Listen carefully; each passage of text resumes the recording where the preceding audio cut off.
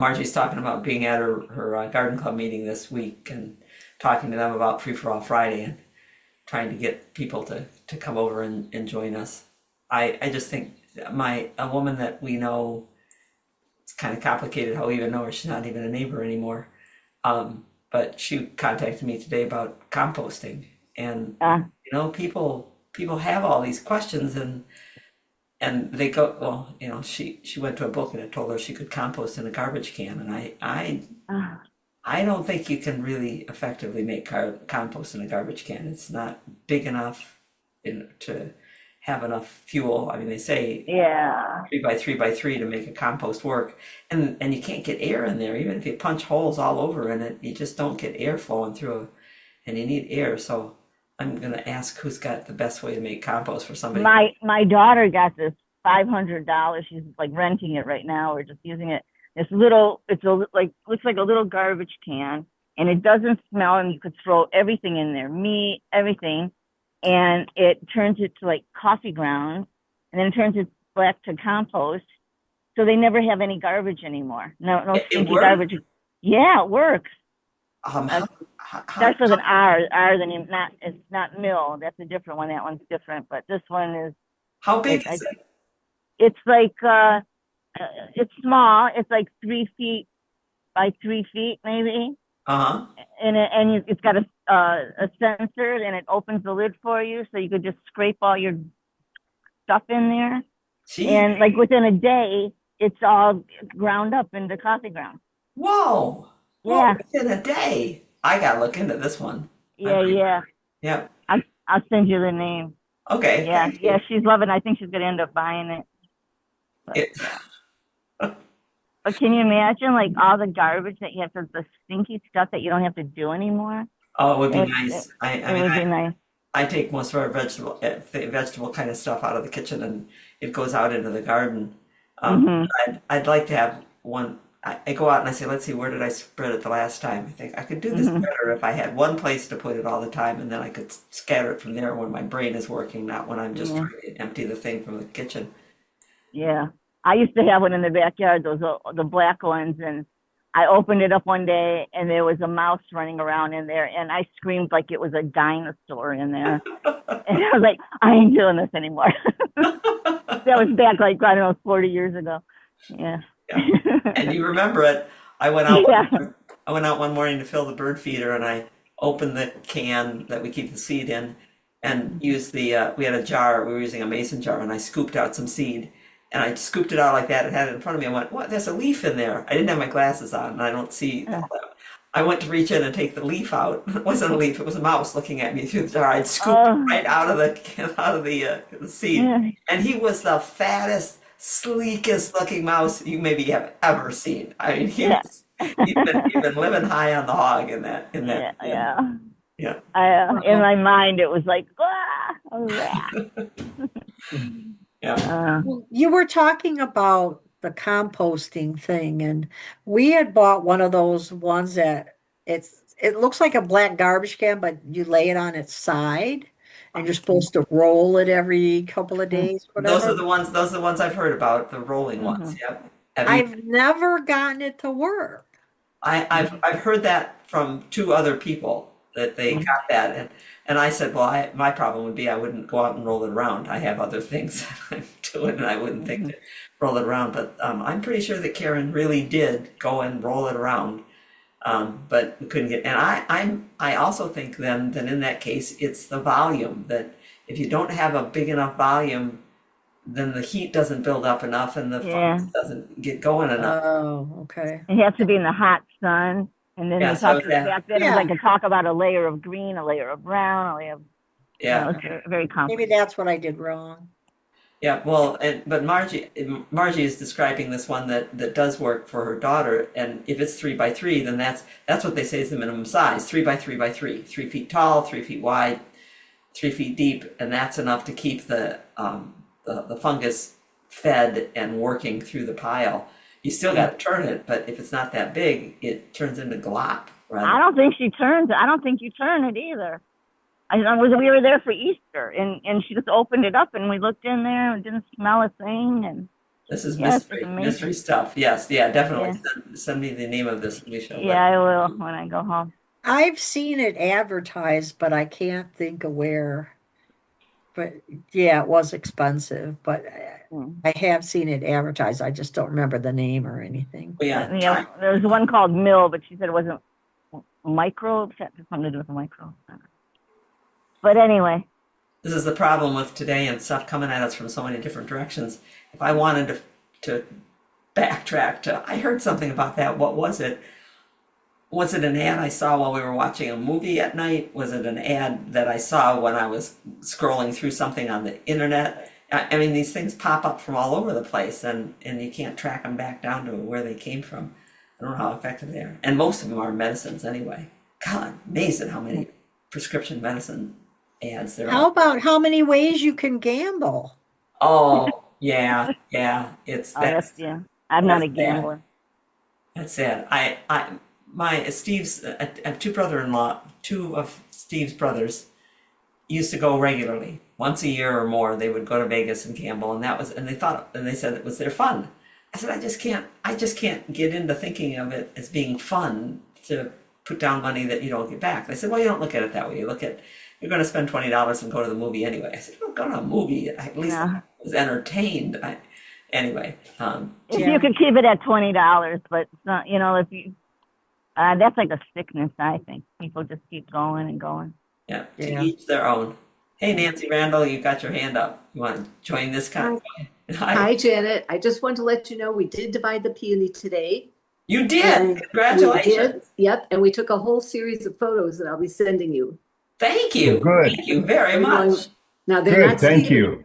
Oh, Stephen, I hope you don't critique these too I harshly. don't critique photographs unless I'm teaching and have been asked to out loud. It's generally in my mind Okay, unless, and I've been taught, and I try to teach this way. You always look at the good things first. okay, Yeah, good. good. Thank you. Yeah. You two are going to be at Ray Wiegand's tomorrow? We are going to be at Ray Wiegand's tomorrow. Whether we're going to be ready to be at Ray Wiegand's is Do you know about what time? we have a 10 o'clock and a 2:30 talk. 10 o'clock is pruning and 2:30 is design.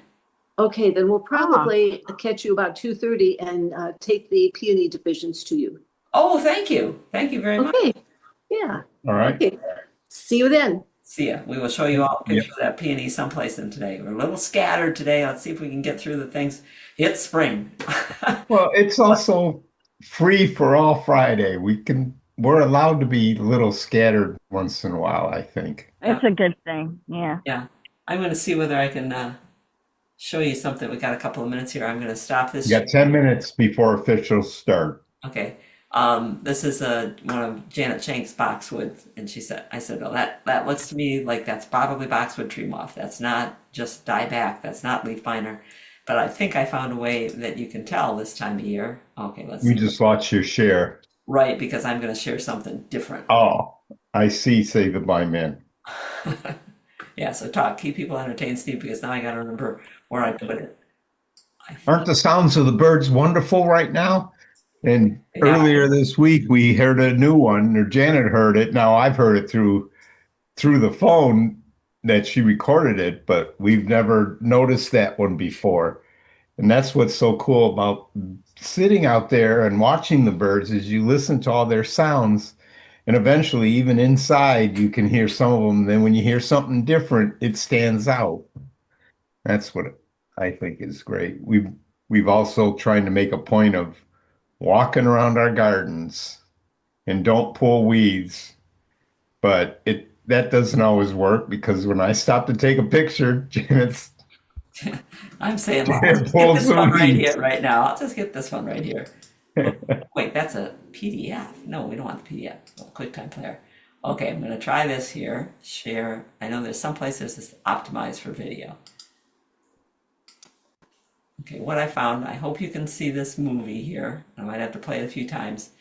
What's telling me that boxwood tree moth was responsible for this is that the leaves that are left in place are hanging by threads. See them waving around in there? They're hanging by the silky threads that are left from the from when the caterpillar was there. So So if you see that kind of shaking around in there, see the leaves are hanging. If it was leaf miner, they would still have leaf miners in them and they'd still be attached. If they died of exposure or whatever, they'd still be attached.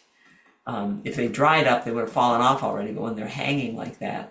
So those of you who are looking and you're trying to figure out what it is, it does help to know what we're dealing with for sure. We've been out after the lily leaf beetle. We'll show you that one today. Okay, so where is it? There you go. Okay. The app you had to record the bird, was that Merlin? Merlin. It's Merlin from Cornell. yeah, from the ornithology lab at Cornell. They're fantastic. It's great.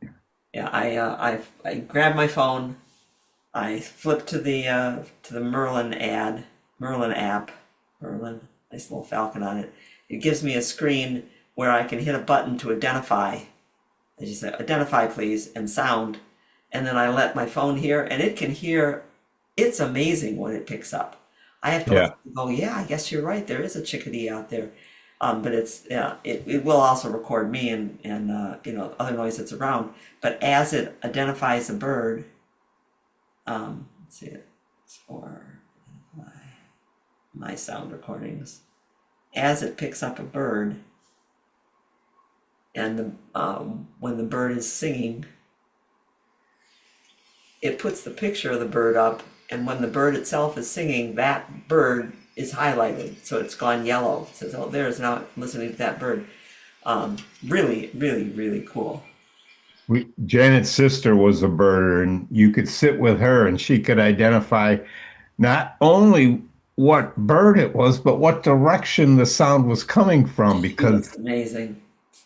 Merlin is free, isn't it? Karen is the reason I've been asking the questions. Merlin is free, yes. Yeah. And you can also report what you heard. You can upload your recordings if you get a particularly good one. You can also go through their library to learn more information, because, for instance, the new bird that I heard is a golden crowned kinglet. After hearing it, I said, boy, I don't think we've ever had a kinglet before. And I've not heard that particular sound. I'm not good at repeating sound, so I can't do it, but it's a long trill. When I looked at elsewhere in Merlin for that bird, I found that its range is for breeding summertime up in northern Ontario. So that bird is probably on its way through rather than sticking around, but still, we can count it as one of ours now. How many people are here? We got enough people to say, how long have you stored seed for? Got a novice gardener emailed us this week. Phyllis. She said she bought a house and there's a whole seed collection there, and she's wondering how long are seeds good. My experience has been that the bigger the seed, the more chance it has to last for a long time. And that the cooler it's stored, like in the refrigerator, is better, and the drier that it's stored. So in a humid garage, it might not last as long. But most of the seed that I've played around with and kept for a while, it'd be 3, 4, 5 years. I've tried them again. Has anybody got any records?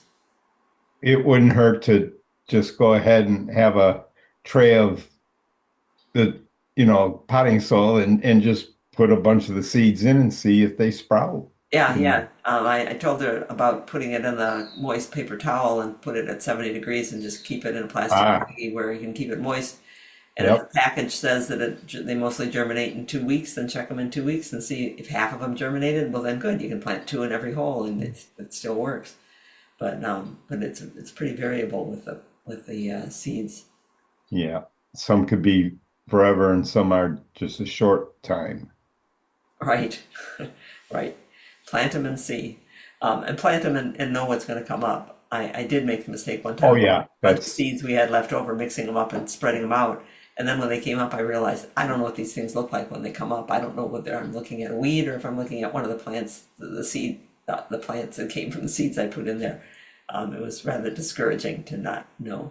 That's one of the reasons that I like Park's success with seeds so much in terms of good books to have.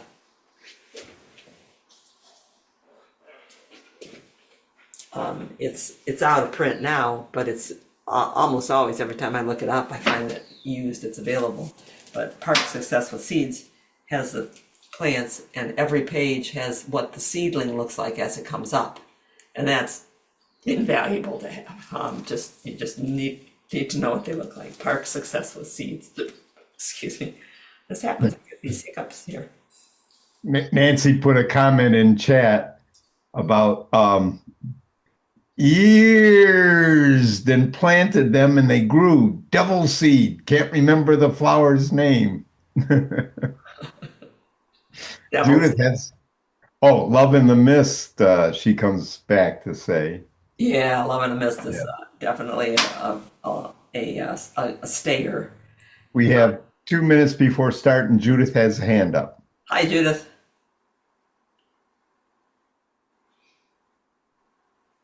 You see all those little bitty spring beauties blooming in there? The whole floor of the woods right now this week sparkles as these bloom. And they're up through a pretty thick layer of leaves in every place that they're there. And you might be able to tell in some of these pictures, see how there's more of them next to the log, where the leaves bank up, and so they stay longer. They're protecting the seedlings longer, and you get more seedlings there, you get more trilliums there. So that those little deep banks of leaves actually promote more stuff. Oh, somebody asked about depth of leaves. Judith, go ahead and interrupt me. You have to turn your microphone on. All we can do is ask you, and we can't. Yep, I've done that. Okay. People were asking about, so can I take some of the leaves off? And I've been looking to see if I can find some kind of any study that's being done about depth of leaf, and what lives in what depth, what part of the layer of leaves. And I'm not finding any. I'm finding some cool stuff. If you look into it, they're looking at how leaf layer in the woods suppresses sound, how leaf layer in the woods changes the time that the trees turn color in the fall. But I haven't found anything about what's living in what layer of the leaves. But my hypothesis would be, if I was going back to school and I was going to try this, my hypothesis would be that whatever gets itself, Just had to get out. there we go, whatever gets itself going. You got it. Want me to help you? Yeah. Yes, Judith, I hear you. Hi, sorry, I froze. I couldn't speak. Please finish your sentence. Oh, okay. Well, my hypothesis would be that whatever has gotten established in those leaves because it was living on the leaf that fell to the ground, or because it got in there before it got cold in the winter, is probably still living at the same layer, and that you probably can't take off any of the layers without disrupting the ecology of that little layer that's there. But that would just be my hypothesis, and I'll keep looking to see what I can find. So what's your question, Judith? Okay, I'm going to give a tiny bit of context to everybody else. I'm sorry, because I have to leave very soon. I had contacted Janet because I have a raised bed, which just got expanded and needs more soil. And I've had the experience with using something called super soil, which I then amended with every year dutifully with composted cow manure, to the point where it tested extremely high for phosphorus and pretty much any other mineral that you can think of. So now that I need to expand the soil again, I was a little bit leery about getting super soil, which was half compost, organic compost, and half soil. And I contacted Janet. Janet also was somewhat leery of it and suggested sand. And I've come across a combination third of what's called utility sand, soil, and compost. And I'm wondering whether that's my solution. It might be. Sand is basically, you're putting just the mineral grain part of the soil in. And usually sand is quarried from a low enough great enough depth that you don't get weed seeds with it, which is a good reason to have it. It drains well. And if you're going to have compost and organic matter in there anyway, then you don't have to worry about the organic part of the soil. But yeah, you can even sand. You can get sand that is acid or alkaline or strong, more rich in phosphorus or potassium or whatever. No. Any soil can be, and Uh-huh. it's always a gamble. Yeah. Well, what this is a reputable dealer and people like them. And so I guess I'm just going to cross my fingers, but that sounds like to you like a better solution than just getting the half and half. Um, I would, I think actually they're equal in my way of looking at it. You're still taking the chance. If your problem was too much of one or another nutrient without knowing what the base of that soil was, whether it was soil or whether it was sand, you don't know whether you're adding more of the same of this of that's going to up the same thing that's already in over limit in your bed. But we've gotten soil for, I can't even think how long we've been buying soil and bringing it into people's yards. And unless we're building the entire bed out of the new soil, and I mean 18 inches deep of soil, my own soil, whatever is in the yard before we got started, is actually the one that's going to prevail. So I think it might be more adding things every year that may have overdone it to your bed as opposed to the soil itself bringing in. Yeah, that's what I expect too. It was years of adding the composted cow manure, and I don't recollect having quite the same problems when all that I had was this super soil, at the beginning of my relationship with my raised bed. Yeah, but So, you're right that it can definitely throw things off. You got too much phosphorus in the soil, it can lock up all the other nutrients, and suddenly you've got nitrogen deficiencies and other problems because the phosphorus is grabbing hold of everything in the soil. Um, yeah. yeah, sorry. Yellowed leaves. Yeah. So for everybody else, this is a cautionary. Don't keep on putting in particularly animal manure into your raised bed. It has no place to go and it's not going to do you a favor. And thank actually, you. we can expand that to say don't put any fertilizer in year after year after year without knowing that you need that fertilizer. Need to. Yep. Yeah. No, Are it you, actually was blood meal that I put in, not bone meal. Oh, So, good. I wondered when you yeah. said that you were putting in bone meal, only bone meal. Now I thought, oh no, she's still putting phosphorus in blood meal. No, no. It was, yeah, there was the advice of Yukon Test Lab. Okay, there you So, go. okay. All right, Great. all right. Thank you so much. you're welcome. You're welcome. Okay. Ready, Janet? Ready, Stephen. Good evening and welcome to Free for All Fridays. Everybody is welcome, and you don't have to be a gardener to help us celebrate growing, and cultivate problem solving. This is our 73rd edition of Free for All Friday, and we're coming to you from gardenatz.org. I'm Janet, I'm Stephen. and we have been gardening well, we did garden professionally for 40 years. We retired from gardening a few years back, but we can't kick the habit of what we used to do in the wintertime, which was to write and teach about gardening.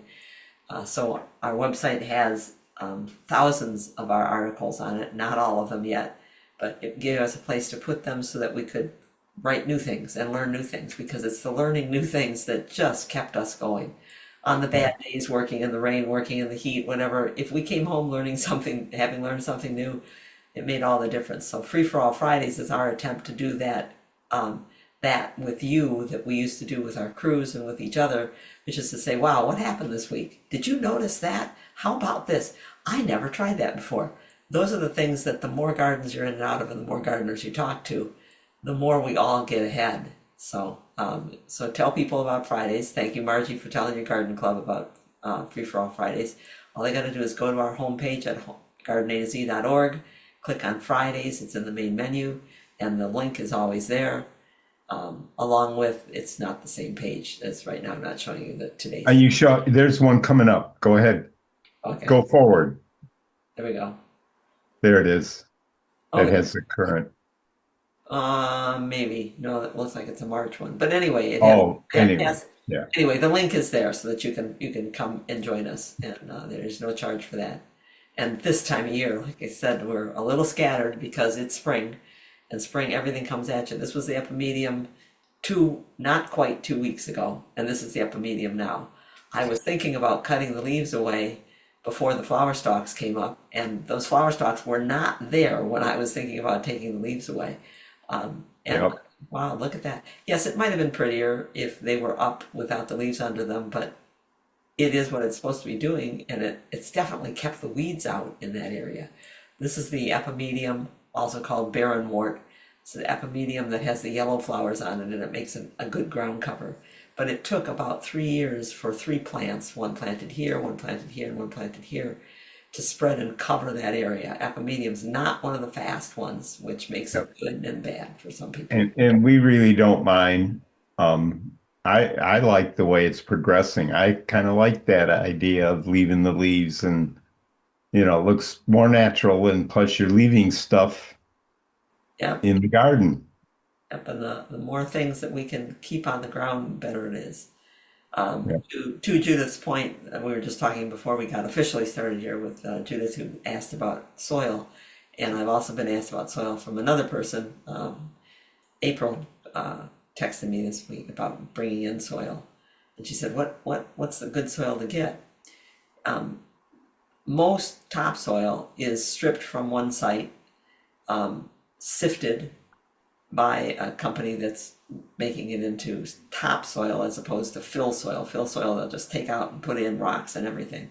They'll sift it, and sometimes they add things to it. It's the super soil that Judith was talking about a minute ago is also often called planting mix here, where the company that buys the topsoil from the supplier, from the provider, to hold it here to sell to people, they will take a bucket load of topsoil, sifted topsoil, screened sifted topsoil, and they'll dump it in with a bucket of compost, and then they'll mix it together and sell it.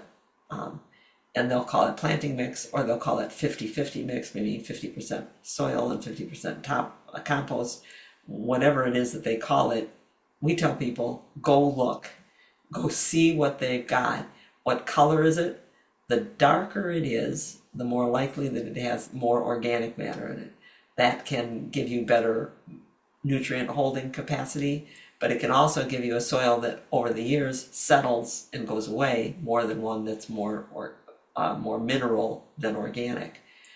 Feel it, put it in your hand and rub your hand back and forth. If it's gritty, it's got sand in it, and you're feeling the sand and it's a loam.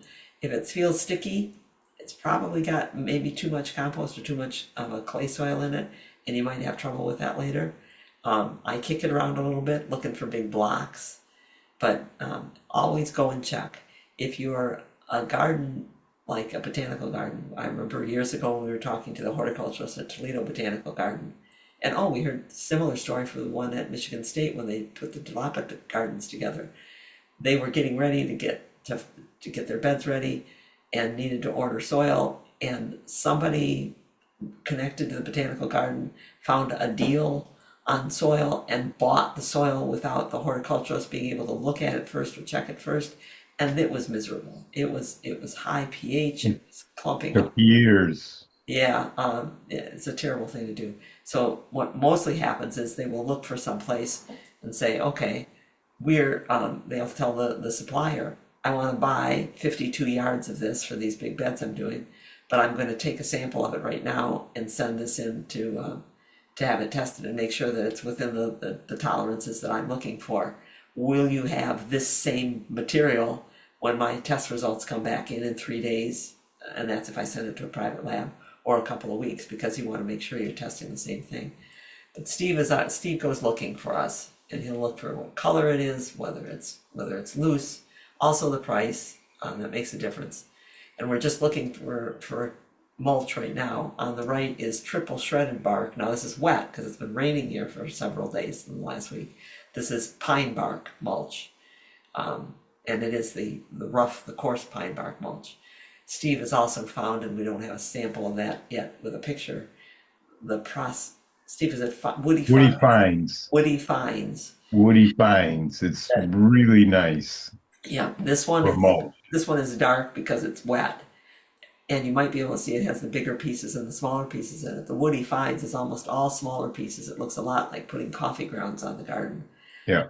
And we like Woody Finds. We where he found it this year is at State Crushing. Terrible name for a landscape supply, but there you go. They happen to have it. State Crushing in Auburn Hills, if you were looking for that one.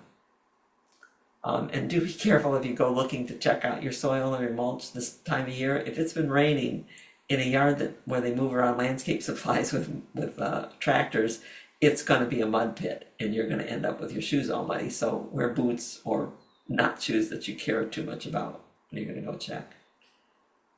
I don't see any hands up. No, but Jean has a comment. There was a doe in her yard, and she was eating the Star of Bethlehem and not the Hassas. Hope that Yes. continues. Yes. No, teach your fawn to eat that stuff too. That would be great. Dawn's epimedium are fully budding now, pink and white flowers to come. Oh, that's cool.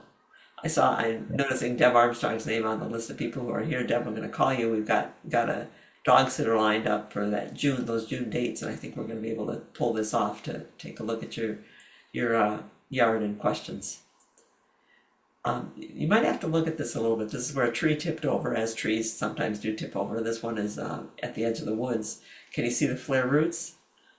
Aren't they beautiful? They don't go down. They didn't crack off there. They cracked off here. I mean, it separated itself from the smaller roots, but there's that flare root pattern. Oh, okay. So I already told you about this. That my hypothesis, since I'm not finding any studies that tell us about it yet, my hypothesis is that if you start off with this layer of leaves in the fall, that various things are going to live in the aerated, warmer parts at the bottom. Some of them are going to live in the cooler parts on the top, and that if you decide you're going to take some leaves off in the spring, you're going to change that mix. How you're going to change it, that's going to take a lot of a study on somebody's part, but I would say do what we've done before, which is if you don't like the looks of it in the spring, then put a veneer mulch on top, scatter a little finer mulch on top. Barb has a question. Do the soil companies do anything about the jumping worms in their filtering? Not that I know of. No. The compost gets pretty hot, so that might get, if you had just straight compost. Straight compost, yeah. The compost, they're going to kill the worms and the worm eggs in composting, and that's been shown to happen. But the soil suppliers, they're basically just using the big graders and scraping off soil. They don't look at what's in the soil first. They scrape off the soil, run it through their grinders, and sell it. So I don't think there's any jumping worm. The grinders would kill some things, but not everything. We haven't looked into it either, so we don't. We assume not, though. That's a lot extra. Yeah, spring beauty. That's an extra step. We have been telling you in Free4All Fridays about a front yard design that we're collaborating on, and would like to see if we can get this worked up to sometime later this spring, early summer. Be there and get it arranged and planted.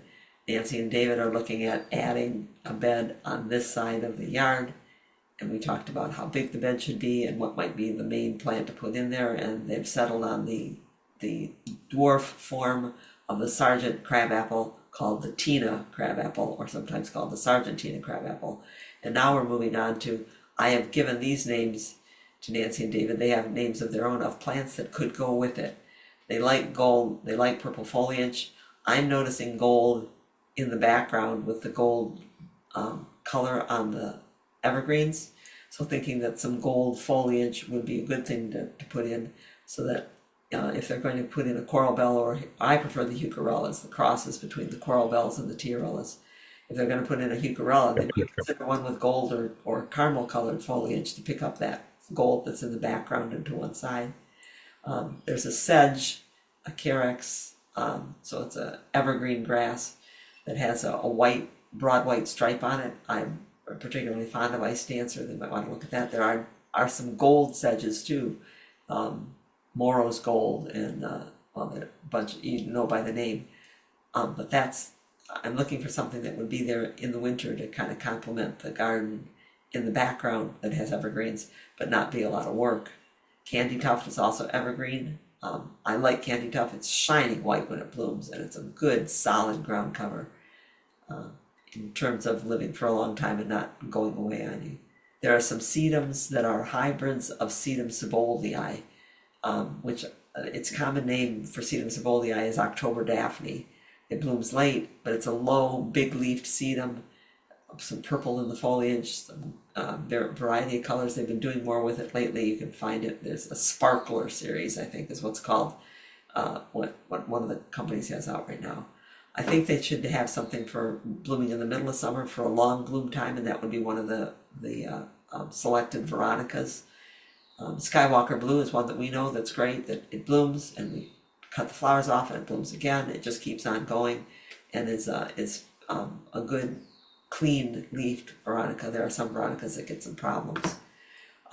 Big Bethany blooms earlier than the Veronica. It is a relative of lamb's ear, but it's a clump forming, big leafed, neat looking plant, good for the edge of the border, that blooms with a spike of pinkish white flowers on it.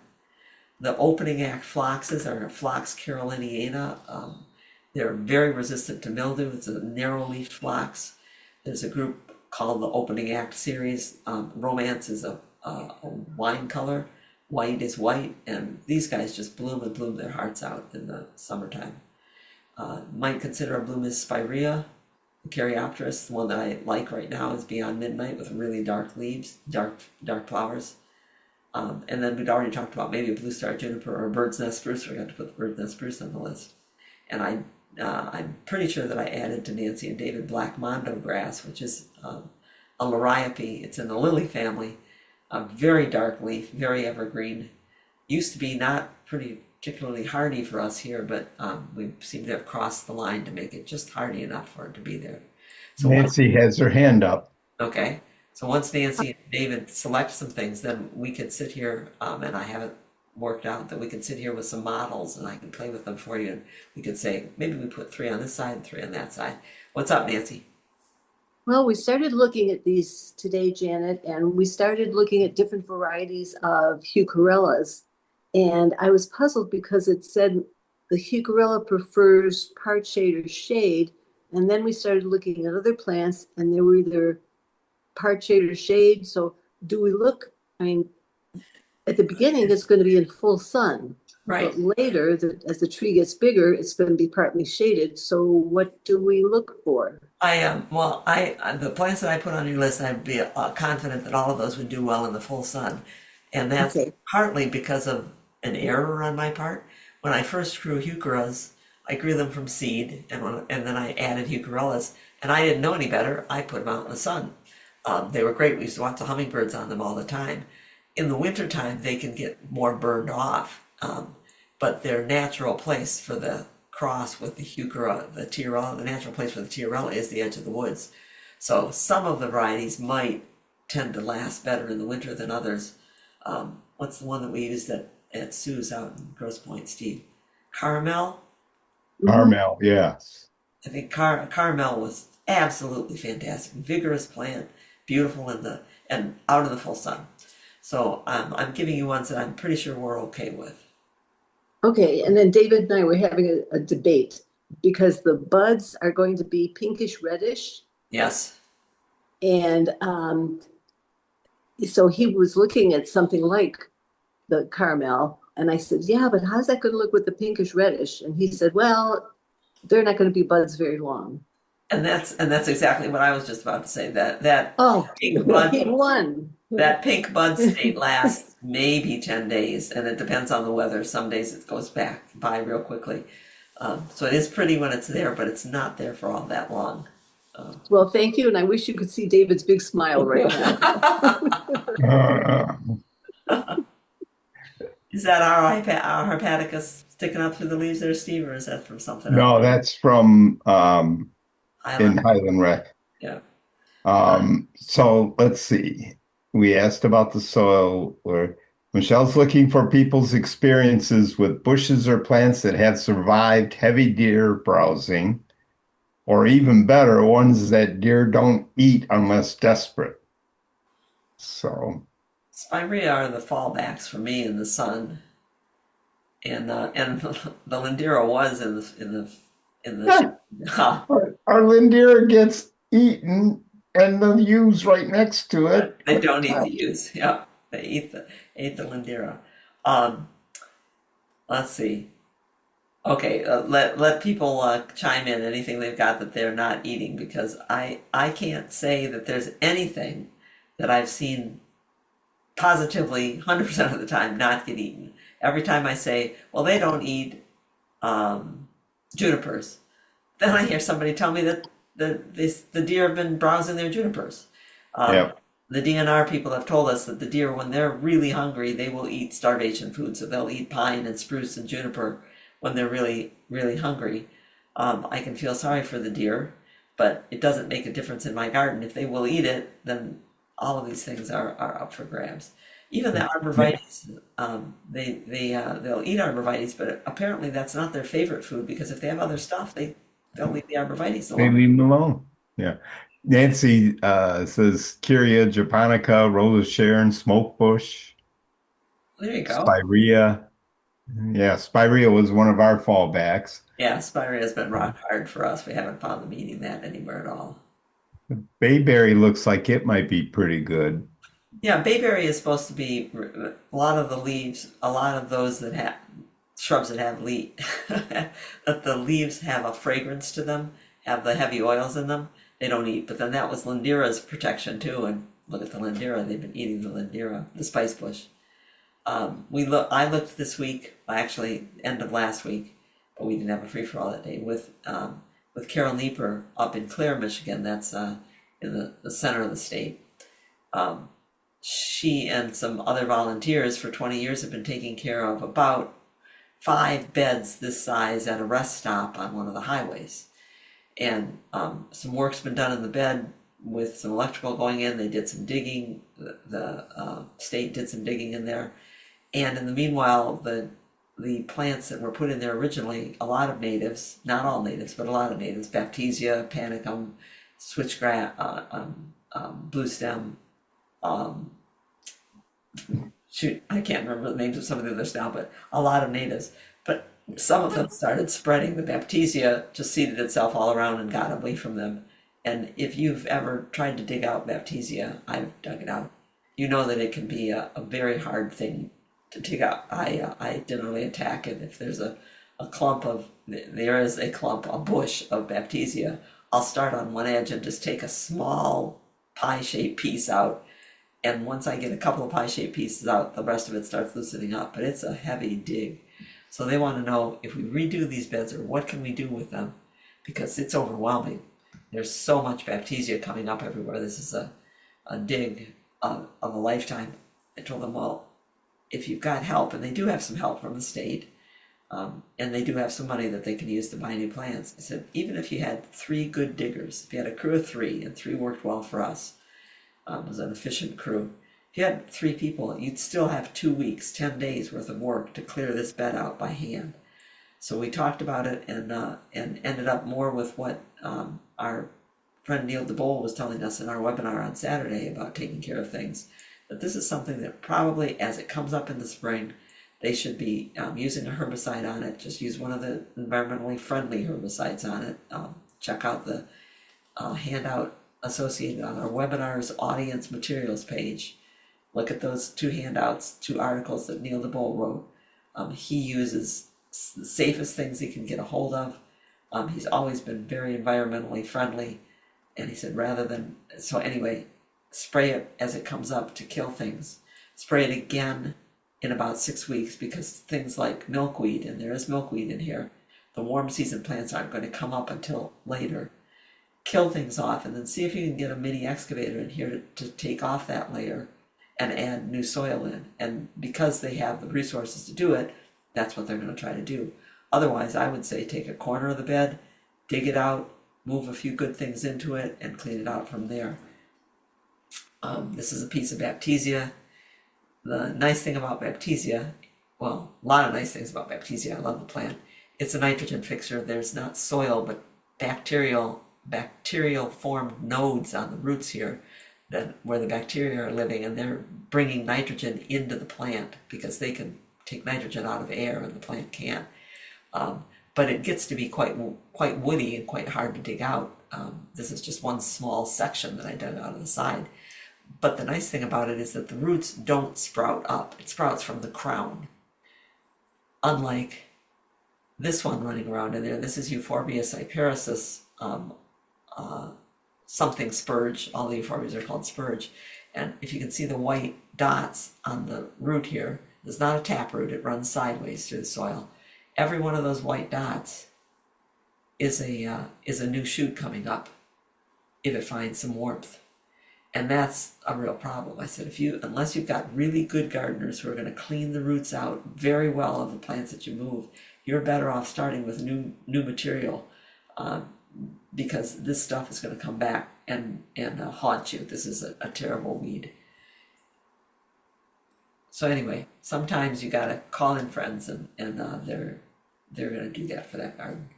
Marsh marigold blooming now, a little later this year than last year. We're moving along on the money yard solution too, another design thing that we were working on along with what you saw before. And this is that. Can we hold just for a second, Janet? There was a couple of questions, I think. Let me double check. And no, nothing that they can't read and see right now. Okay. But yeah, move on. I do see the question or the comment about the deer eating pansies and they don't like odors. It's not the fragrance of the flower which comes from the nectar. They'll eat fragrant flowers. It's fragrant leaves that tend to put deer off. And pansies are rabbit and deer loved. They'll go through those things in a minute. So if somebody told you that they wouldn't eat pansies, you should tell them not to tell people that. Right. I put up the links for Neil's articles. Thank you, Stephen. So I'm trying to channel Sonia. So the problem in this yard is a downspout bringing the whole garage or half the garage's water out and dumping it into the yard. And the young men who live here have dogs, and the dogs come out and have muddy paws. So we talked about next to that garage. I turned the drawing sideways here. Next to that garage, using this area someplace over here as a rain garden and diverting the water, grabbing the water and taking it into something that we can dig deeper. That's going to require figuring out how many gallons of water we could get in the rain, and we'll do that a little bit later. But we could put rock to retain the back edge, and maybe even put a path around the outside for the dogs to walk on. Someone said, we got a comment that said, I don't understand at all what you're talking about. I said, well, I'm kind of trying to get to it. This would be the path, and these would be the rocks. And the path could be paved or not on top of the rocks. But for instance, this house in Royal Oak, Michigan, all of the water from the garage roof and from the this side of the house roof was coming to this collection point and being dumped into this small area, which is bordered by the front walkway, the porch, the driveway, and the house. Way too much water coming into a small area, not good for the foundation. And as the water overflowed, which it had to do, there was constantly ice here. So we dug through here and under the sidewalk, which is possible to do. If you dig a deep hole on either side of the sidewalk, you can punch a pipe through. We dug a hole through and brought the water down to here, where this part of the rain garden is about 12 inches deep. And we've got that rock goes down further. The plants are hiding it here. We come up to almost level at the sidewalk because we didn't want people stepping off into a depression. So it starts from here and goes down to 12 inches. And this has for 8 years taken the water and taken care of it. We put in a ground cover. We put in 2 different kinds of plants, iris versicolor, our native flag iris, and bistortum, Polygonum bistortum.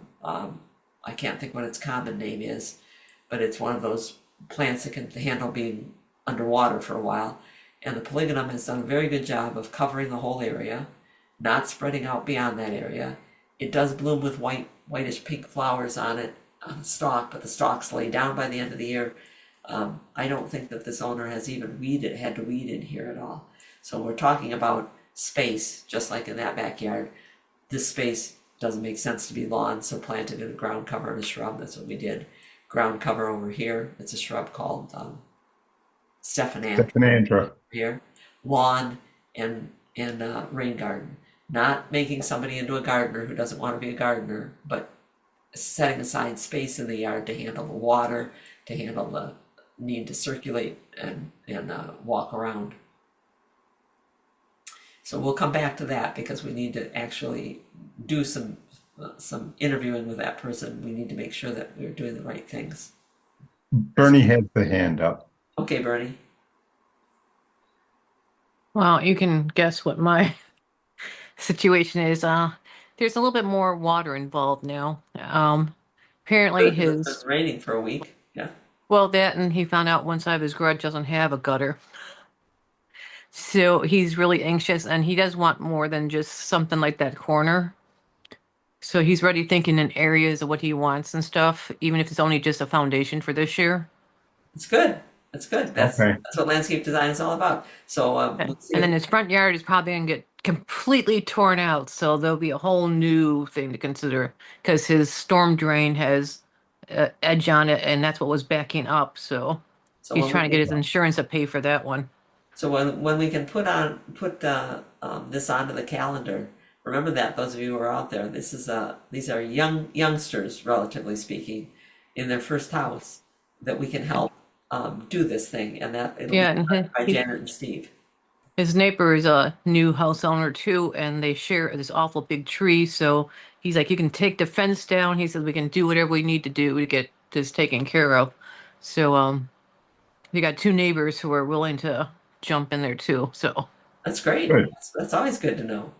All and he right. actually seems like he wants to learn how to be a gardener too. He might start dialing in on us once he meets you. I'm trying real hard to get him there tomorrow, but today's his birthday, so we'll see if he's still awake. Happy birthday. Happy birthday. Thank you, Bernie. Don't push them too hard. I see a note about violets for the fritillary butterflies. Yes, we've had violets for a long time from the fritillaries, and it is nice to have them. So go. And you get some cool crosses in the violets. Yeah, you do. And you Yeah, have you do. different. Yep. Yeah. It is springtime. Springtime is a big weeding time for me, fall and spring. And having the right attitude about weeding and being flexible in what you do, I think makes the biggest difference in being happy with your garden, because you're not going to have a weed-free garden. If you have a space that's good for growing, weeds are going to try to grow there too. So I thought we could walk around and look together at things. Our friend Keith just sent us this note. He said, I guess I like the pollinators more than I like my neighbors. I said, and this is his front yard that we're looking at. Sure. I mean, there's nothing wrong with dandelions. Talked to our daughter Sonia in Ontario after the government of Ontario banned the use of many of the herbicides. The lawns almost all look like this, and once it's the way that it is, it's the way that it is. Now in our yard, we have dandelions. There's no way we're going to not have dandelions. And I've been digging 20 or 25 a day, popping them out of the ground, and we take them down to our friend Thomas the desert tortoise. He's 100 pounds. He needs a lot of dandelions to keep going, and he loves them. Steve was just amazed at how, when he gave him the dandelions that I dug up, he just moved right in on them. Chomp, chomp, chomp. He's fun. He's big. Yeah. He is 100 pounds, and he comes to his name. He likes to have his shell scratched. He's a He cool loves guy. tomatoes, Yeah. but not as much as dandelions, I don't think. He really went after those. Yeah, roots and all. So we walk around the yard, Steve and I, and look at things. And there are some things that I can look at. This is an area where we've got a native aster that comes up and blooms in the fall. And I noticed this is curly dock, a weed. It is not a weed that runs by a running root. It's got a tap root. I'm not too terribly worried about it, but I make a note. Okay, back there when I get around to Jason's side, which I've been avoiding because Jason, whoever had the house before Jason bought it, put landscape fabric on everything. So every place that I work, I have to take landscape fabric out. Yeah. But I make notes about things, mental notes, and because we've got pictures, physical notes that say, where was that I saw that weed? But some things, and this was Steve's point about he's taking pictures and he turns around and I've gone back and gotten a fork. I said, no, I am not leaving thistle to come up. This thistle had to have been there last year and I missed it. It's probably underneath the overarching branches of the plant next to it that I've cut down. It's popped up next to itself, and out here, right here, it's coming up at a third place. I said, no, I've got too many things in here that I like, and I don't want to have to start chasing thistle around. On the other side of the driveway, in a shared bed with a neighbor, there was a lot of thistle, and it took me about 4 years to say, it's gone. I'm not going to start with that again. So I took it out, and here's how it grows. And people will pull it and say they got it, but you have to understand that that's a 1-year plant growing along like that. If it's there for more than 1 year, it will start having a second layer, another depth of roots. So you want to get them early when you can. I found several small roots like this, the real skinny one that's laying on top. I don't believe that's big enough to sprout, but I took them out when I see them anyway. So they apparently all started with this one and headed over toward the warmth. And weeds are all, you do have to be flexible. This is Crambe meridema. It hadn't been spreading around by seed in our other garden, but it's spreading by seed here. It likes it. Yeah, it never spread at all. Yeah, well, except by the clump expanding like Iris. Yeah, but I meant like this. Yeah, but I left this last year when it came out because it looked cool. This nice blue leaf coming up in here. But as Steve points out, if we let that keep coming up, we're not going to have any time left. And I move on it. So you make the decision that there, Crambe is a weed, and here, where the Crambe actually belongs, this pulsatilla, passflower, Vice versa. right? Well, I know that this one, but I'm asking. Sorry. For instance, Steve, that sometimes you say I got to take this one out. Sometimes I got to take the other one out, and that's where it is true that the definition of a weed is a plant growing where you don't want it. In our native area, our natural area, we've asked in columbine, which spreads around by seed. We've asked in the pulsatilla, which spreads by seed, and now we've got the crambe and the penstemon spreading. And there are times when I have to look at it and say, okay, I guess for this year I'll let you guys fight it out and we'll see who wins, and I'll sort this out later.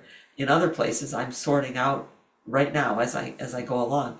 You can't win that. There's no way that plants are ever going to settle down for you. But it helps to visualize, because this was not quite 2 weeks ago in the garden that we planted for Tracy, our neighbor, adjacent to our gardens. And these are biennial lupins, what we call Uncle Axel's lupin, coming from seed. I let them come up last year. Now here's the coral bell cluster. And I left these. Well, they look cool, and the more lupins, the better. Tracy will really love that. But look 2 weeks later and wonder whether or not those coral bells are going to be able to survive as these lupin keep expanding on top of them. You have to be able to visualize and say, I'm going to get tough. I'm taking some of these things out. I've got to decide who my best plants are.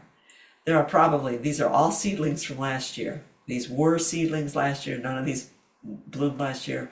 I left them all in the fall. I think it'll look cool when it blooms. I think we can do without 2 or 3 of them around here so that we keep the coral bells. Sharon and Hank Otten were the ones who told us, Steve, that they walk their garden every day, and they made a rule that they had to have a glass of wine in their hand, because if they didn't have a glass of wine in their hand while they walked the garden, they were going to start doing what I was doing. We were walking the garden, and suddenly there I am with my pruners clipping down the clematis that died back on that arbor. So walk your garden as often as you can, but try to promise yourself that you're not going to do the work then. And when I cut that down, because it just died back last year in the middle of the summer, I think it got hit by herbicide. And I thought, well, it might be dead. But it's not dead. There it is, coming back. I said, oh, no, it's coming back strong. So I just took the old stuff off. And it's coming back right here by the gentian that's also coming up. And I stood back and looked around and went, there it is coming up, there it is coming up. Hey, it's over here too. Now that's probably a branch that laid itself down and rooted. This is not fall blooming clematis. This is one of the Clematis julianas, the late summer blooming clematis. And I don't know whether it's going to become something of an issue. You just got to kind of watch it. Maybe it becomes a weed. Certainly the celandine poppy, the wood poppy in our garden wants to be a weed. Seeds itself all over the place. Nancy has a hand up. Okay. I'll be gone for a minute. I'll be right back. Okay. Go ahead, Nancy. Speaking of herbicides, my neighbor's True Green Company sprayed my yard instead of theirs.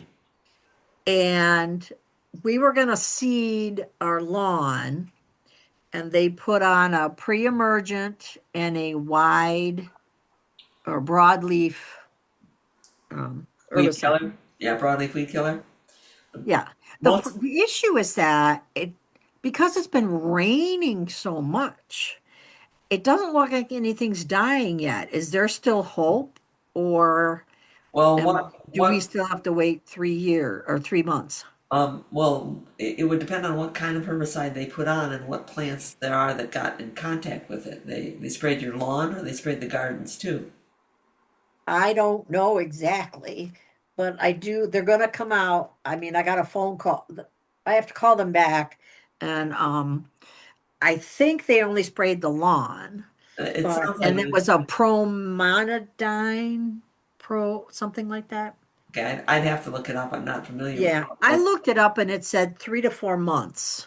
If It it was works. a pre-emergent and a broadleaf weed killer, that sounds to me like a lawn application. So they would have been aiming at Yeah, the lawn. There may have been some drift to the sides, and you might see some dieback later on. But yeah, what you would see would be dandelions curling up and plantain curling up, the broader leaf things curling up. yeah. We don't have that. We have prodiamine. Yes, Karen, that's correct. That's what it was. But we've got that one that gets the little purple, the dead nettle or whatever it's called. Creeping Charlie, No, the one that's similar to creeping chardy, but it's it's got the little Speedwell. purple flower on it right now. Speedwell has So a purple flower on it. So does and dead nettle is blooming too. It's a lamium. Um, it's the dead nettle one. okay. So I'm just thinking, with all this rain, is there a possibility that it's just not going to work? It depends. It depends on how water soluble the product is, and I'm not able to talk It about. was I believe it was a spray, not a pellet, but I am going to Well, no, call no, them. but the product, whether it's a spray or a pellet, it's what the chemical formation is and Right. what lasts. I would do the same thing as I would do for a packet of seeds. I would take, if you were looking to seed your lawn, I would take a small area of the lawn, seed it, water it, and see whether or not the seed comes up in the next 2 weeks. If it doesn't, then you might as well just wait because a lot of those are very long lasting. And I wish I could talk to you more about them, but without knowing something more about them, and I would be in Yeah. book learning for me. I couldn't. Yeah, like I said, though, I was just wondering because of all the rain. So, Yeah, anyways, all right, thank you. yeah. Chemicals are weird. Some of them are water soluble, some are not. Some interact with the soil, some don't. It's a big thing, and I've heard this happening before. It happened to some of our customers. The lawn company comes and they read the address wrong and they spray your lawn, and there you are. You're Yeah. stuck. I wish What nobody. did we do? We put the thistle in our recycle bags. Yeah, yeah. Yeah. They're going to the yard waste handlers. They're getting composted. They're getting hot composted. They're getting killed. I'm not worried about putting stuff in there. Um, if it was going to, there was a time when Waterford, early on in the yard waste process, when they started having us separate the types of waste at the street. Early on, they were just piling it up and then hoping that something would happen with it. But they learned, and now it's all the big companies that are really doing a good job with the compost and heating them up. For weeding, yeah. Yeah. Talk about walking around the garden. Donna tried with her new white shoes to keep out of the weeds. It didn't work. LOL. She thought, Luann has asked, yep. go ahead. No, she thought if she thought that white shoes would keep her out, then it'd be like me thinking that a glass of wine, I would find Yeah. someplace to put that down. I'd hold it. She'd say, here, hold this. Does Bernera spread around like that? Yes, Yeah, Bernera mine was very stable for a number of years, but last year came up all over. it spreads by seed, and that's why I use it as a ground covering. It fills in places for us. And it's generally the green one, like Michelle says, the special ones generally don't, unless they revert, spread around that much. Well, by seed, you more often get the green ones, and the green ones always outgrow the variegated ones. Something that I do when it comes to weeding, this is at Steve's brother's house. Steve's brother passed away in September, and he was the gardener. Steve's other brother, they lived together here, and Kurt is still here, is not the gardener. So we're working on getting things under control. I needed to figure out how many people do we need to have help us do this, or how long will it take me. I will do a small area. So this is about 25 square feet plus the walkway here.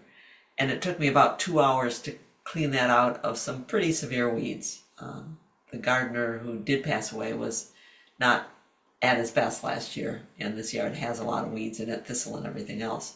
Once I know that's how long it takes me to do that area, then I can look at the other side of the bed. Say, okay, I'm going to need about 10 hours to get this done and get it done right.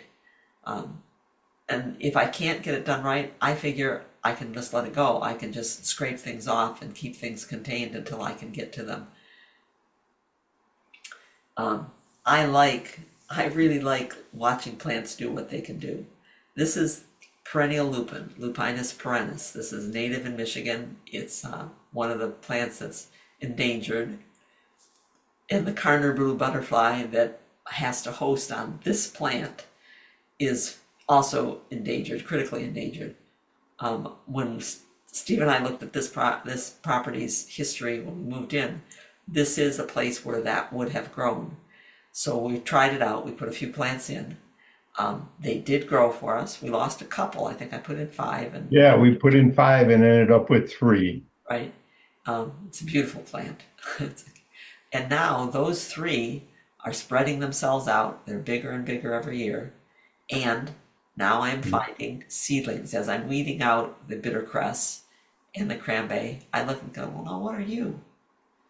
I think That's why you need to know your seedlings. or to have some recognition in your head of what bittercress looks like, bittercress, Yep. and cranberry looks like. I think that when we meet an alien species from some other planet, I think the translation is going to happen because a gardener is good at recognizing patterns, because that's what we see. We see patterns. That's the wrong color, the wrong shape. You look around and go, yeah, look, the next leaf coming up, I think you're a lupin. Yes, you're a lupin. And they are coming up everywhere now. So where I was going to mulch this garden this year, I think I'm gonna weed this garden because I love these guys. They're not a long-lasting flower. They even go dormant later in the year, but to have something that special is great. Now I have to differentiate between them and Uncle 10-minute warning, by the way. Okay, Uncle Axel's lupin is on the other side of the driveway in our other beds. This is the perennial lupin, and I'm looking for differences. Here's Uncle Axel's lupin. Can you see the difference in the amount of fuzz on the leaf? And that holds true when you. I used to have trouble telling the difference between pulsatilla leaves and the nigella leaves when they would come up, and then realize that the big difference was in the fuzz on the leaf too. And I've got other things spreading by seed that I'm watching out for. When I built this rock wall in our front yard, I tucked in a few blood roots just for the heck of it. And those blood roots came up and then started coming up elsewhere. And now I've got little bitty seedlings and I've got little guys blooming all over. It's just we have to make these decisions. And if it means that I can't mulch this area and I've got to weed by hand, I'll give it a try. Other places I'm using weeds, some things that would be considered a weed as cover crop. This is Lunaria, money plant. It's in the mustard family, and like garlic mustard and Dave's rocket. It can be a biennial bit of a nuisance. It's coming up here in a dwarf Solomon seal stand. But here it is. These weren't here 2 weeks ago. All these seedlings came up, and you can panic over that and go, oh my gosh, look at the weeds that I've got. Or you can say, look, it's all money plant and it's a biennial and it's covering the ground. It's shading out other things from getting started in there. I can leave it there until June and I can mow it off. Take a weed whip, take head shears. I don't have to dive into that one. I can put my focus on the running root weeds and the weeds that are bothering me in other places. This, for instance, Diana had asked about her pussy's toes. This is our stand of pussy's toes. This dandelion has got to go. I'll be at that with a knife. But you can see in here, speedwell. Creeping speedwell has tried to seed it, well, it did seed itself in. And I'm going to have to work on that. I generally have to take my gloves off. That's little tiny work. Either that, or I let this go for a while and then eventually dig up the pussy's toes and move it someplace else. Weeds are a constant thing. I like ground covers. This ground cover with the almost evergreen leaves, the geranium macrorrhizum, the scented it's not our native geranium, but it's a good ground cover. I'm using it to keep other things out. This is a dwarf Solomon seal that 2 weeks ago I was scraping trying to find out had it spread because I put in a little of it. And this is our native big leaf aster that I brought down, and I thought, I wonder what they're doing. And you look at them now and say, oh look, it's everywhere. It's filled the whole area. Good. That'll shade things out. The big leaf aster found its way, I didn't think it would find its way under this root of the serviceberry, and it's gone to the other side. It's a beautiful plant, and it's a good late bloomer. And what's interesting, Steve asked, look how many are down there. Well, this bed, which was raised when we got in, there was 8 inches more soil in here. It was up on the trunk of the tree. I took that all off, but it still slopes down here. This is where there's more water. So there's more of them coming up there. And that's fun to look at those things. So Steve said we had a 10-minute warning. I probably shouldn't do the next tour because we might not make it all the way through. No questions? Oh, we don't have any questions, so go Okay. for it. Nancy and David talked about dividing peonies, so. Right. They said we'd like to divide this peony. It's been to hang out over the walk. Would you like a piece of it? I would love to put that at the Waterford Library for sure. So I said, sure, I'll take a piece of it. And sent them these pictures to say, here's what the roots look like. That peony is an Ito hybrid peony. It's a hybrid between the traditional herbaceous peonies and the woody tree peonies. And it's got a bit of a different root than the others do. As far out, I followed these roots all the way out to the edge. As far out as the leaves go, that's as far as those roots are going to go, and maybe a little bit further. So I loosened the soil and dug the whole thing up to divide it, and told Nancy and David, that's what you can do. If you leave it in the ground, you can actually cut right through the middle between the stems or the buds coming up, loosen the soil on the side that you want to take out, and then peel that out of there. So they said, well, we're going to go, here's where it's coming up now. We're going to cut right through the middle. I said, get brave, go ahead, do it, and take that out of there. You can't really fault, you can't really kill a plant by trying something new with it. It's very difficult to do that. If it was a taprooted plant, you might cut it just right to cut most of the taproot off, but you would find it come back. So here's a division coming off of that one, where I just sliced right into the middle of it and pulled that piece off. No questions. Goldfinch is perfect for that tree, that Norway maple. Yeah. We've been out in. Oh, those squirrels. So walk around the garden every day if you can. No gardening allowed, just walk around and look, especially in the spring. Everything different every single day. This was 2 weeks ago and I can't believe it. It's all green everywhere now. The things that were just coming up and just budding up, they're blooming. And when have you seen things bloom for this long? Daffodils went for at least 3 weeks this so far. Oh, yeah. Even the bloodroot lasted over a week. 2 weeks. I went back. 2 weeks. That's right. That's right. The singles were, the doubles we'll see. And sometimes when it's warm in the spring, bloodroot comes up, it blooms, it's pollinated, and it's gone in a day. Yes. See. The viburnums that were just beginning to leaf out, look at them now. Let's look at them. Aren't they beautiful? Last year's leaves getting pushed right off. And this is what the coral bells, I've forgotten the name of this one, you guys, but it's a new one. I took one plant and divided it into 9 pieces, and that's what we got from this over the winter. But that's what it looked like not quite 2 weeks ago. Look at all that new growth. And it's beautiful color. It's just outstanding to see that. This is the spirea called candy corn. Very impressed with candy corn. And foliage color, the trillium jumped out of the ground.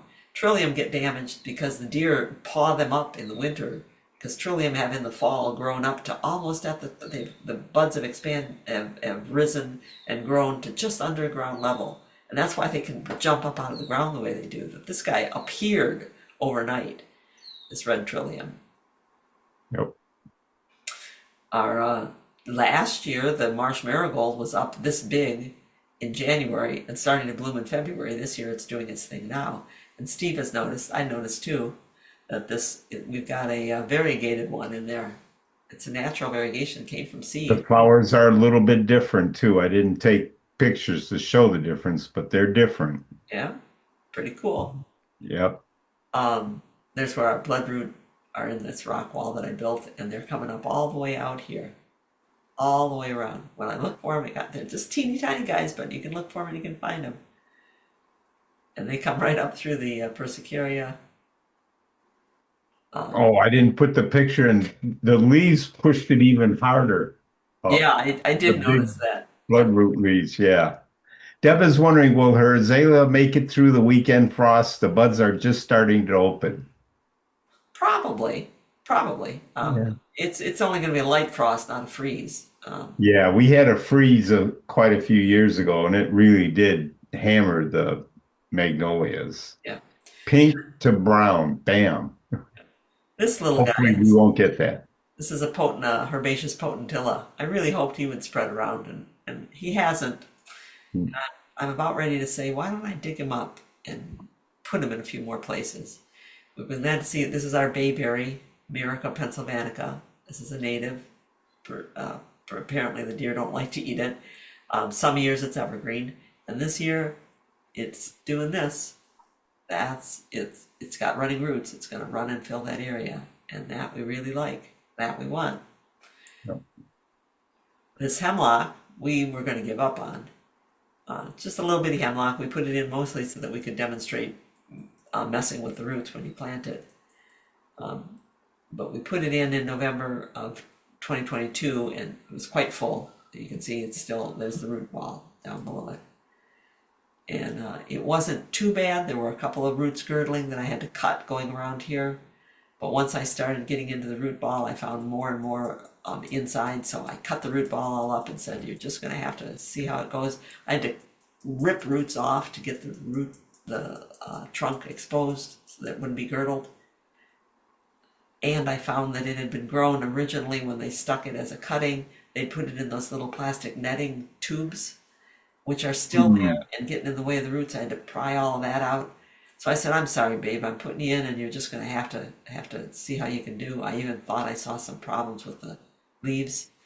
So in May of last year, it budded out. I said, when I put you in 2022 and 2023 and 2024, you didn't do much of anything. But last year, you actually got some growth on you and started going to where now, compare it this spring to last spring, I go, I think it's going to make it, Steve. I think we can plan on that hemlock doing something. But a lot of times when you have to screw with the roots this much, look at this, that's 4 years. Well, going on 4 years for it to happen. And things are so cool when they change. This is where our pulsatilla, our passiflower grow. These are last year's stems. They just lay themselves down and they make a nice mulch. Plants are coming up through, fuzzy little critters. And then they bloom. Most of them are purple, but you get occasional reds and whites in there. The columbines are spreading themselves around. I have to kind of rein in on them. Yeah, one's crawling all over. There's a bunch of columbine going all over our weeping white pine. Yeah, and Not allowed. Yeah, we'll have to referee for a while. Someday we won't have to referee, but it's still a blue guy. The pine will be fine. We missed the blue-purple stage of the Mertensia, the Yes, totally. We always love it in the spring when they come up. So purple, but they just jumped right out of the ground this year. Jump, literally. A while ago, somebody asked about plants that could handle salt, and we listed a couple that we knew of, including daylilies and the Sedum punctaticum. 3 years ago now, I decided to try some allium there. This is the Allium senescens, the curly chives. And I put it, the road is right here. This gravel that you can see down here is the road. And they've been salting our streets for the last 3 years. And maybe because it's got the shiny leaves, the waxy coating on the leaf, it's one of the things that can protect plants from salt. We'll see we'll see how it does. But it's been expanding, it's been blooming well, so you might want to add curly chives to your list of things that can handle salt next to your walkways. I do know that vernal sweet pea can't handle salt. We tried that. This is vernal sweet pea, and that's right now today. All these little pea family flowers all over it. I threw some seed of Aubritia, false rockcress, into this area where the lupin is, hoping that it could kind of spread and be a companion, because it's evergreen, could go with the lupin and the perennial lupin, and I think it's going to work. Yeah. It's a very cheerful plant, mustard family, early blooming. Lots of digging going on out there. When I edge, I find grubs here and there, and I throw them out on the sidewalk, and I can tell them. We assume it's not just skunks. The squirrels have been pretty crazy this year too. Yeah, lots of little holes dug.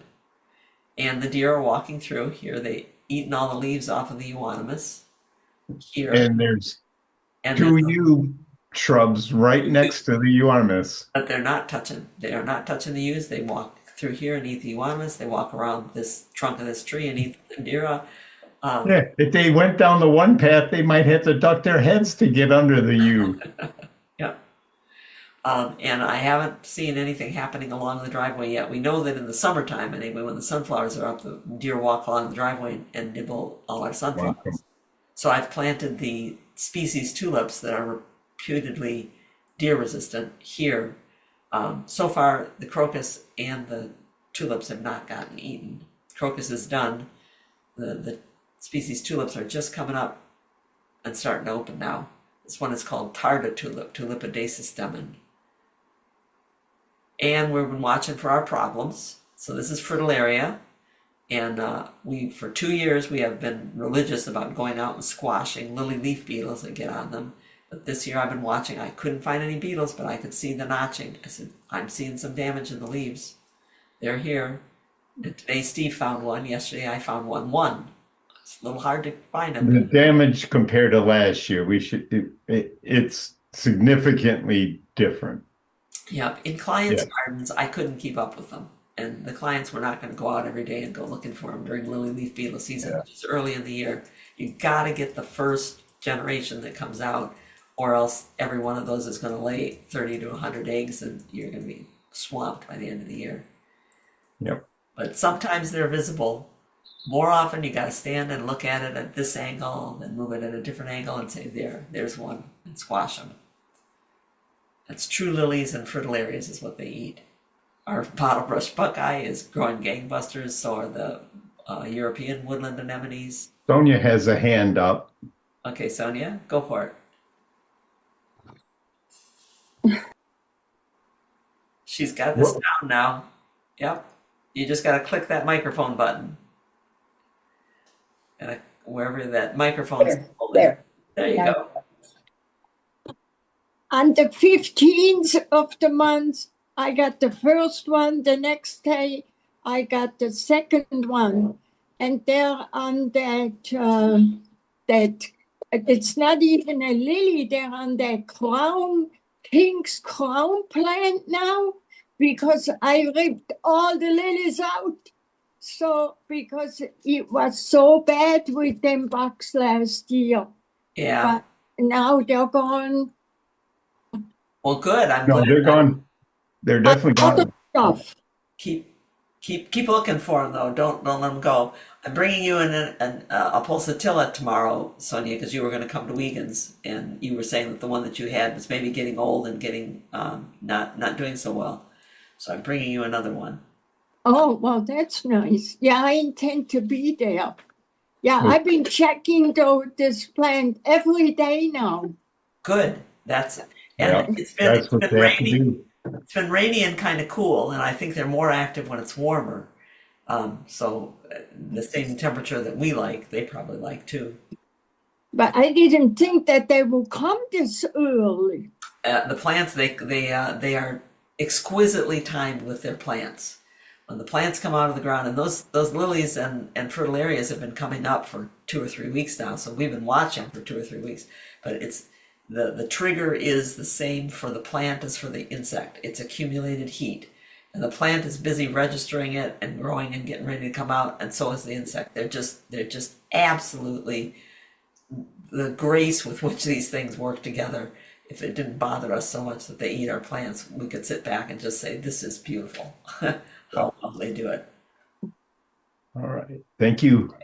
Thank you. Yep, and I'll see you tomorrow at Wiegand. Steve and I will both be there, training our Okay, yeah, I'll be there too.